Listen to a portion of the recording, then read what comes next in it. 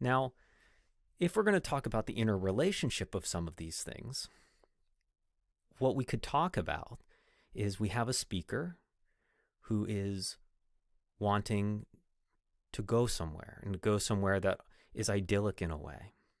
You know that from the small cabins and the clay and wattles and the bean rows and the hive.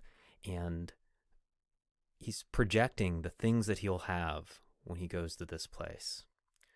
And he'll live alone the bee loud glade, these pastoral images that are kind of like, Thoreau going to the woods to live his life deliberately or something like that. And I shall have some peace there, for peace comes dropping slow. So he's projecting that he will have in the future some peace in such a place, dropping from the veils of the morning to where the cricket sings, again with the imagery that it's a beautiful, wonderful environment.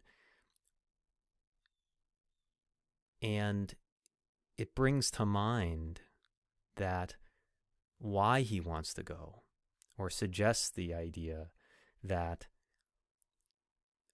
he will arise, he shall have, and then he comes back to this commitment, I will arise and go now. There's something in the speaker wherein he needs to go. And then we find out why. We found out why in the previous stanza. There's this idea of wanting peace. And then in the final stanza, it's not just wanting peace. I will arise and go now, for always night and day I hear lake water lapping. So he can't get this out of his ears. He can't really forget about this place. It means so much to him. Where is the speaker? Well, while I stand on the roadway or on the pavement's gray, I hear it in the deep heart's core.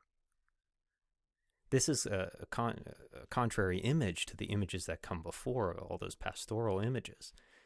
And we start to understand that he's in a much more urban environment.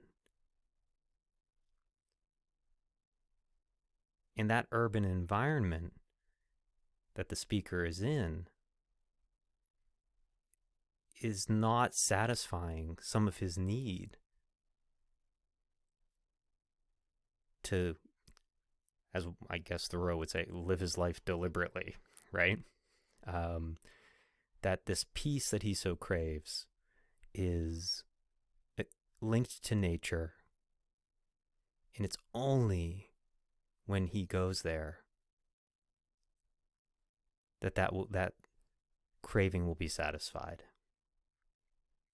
And so you have all the repetition of the sounds, the images, we haven't even talked about how deep heart's core are really three strong stresses there at the end, and it makes you slow down. It's not in the earth's core. He hears it in the heart's core, and we understand how much it means to him by the end.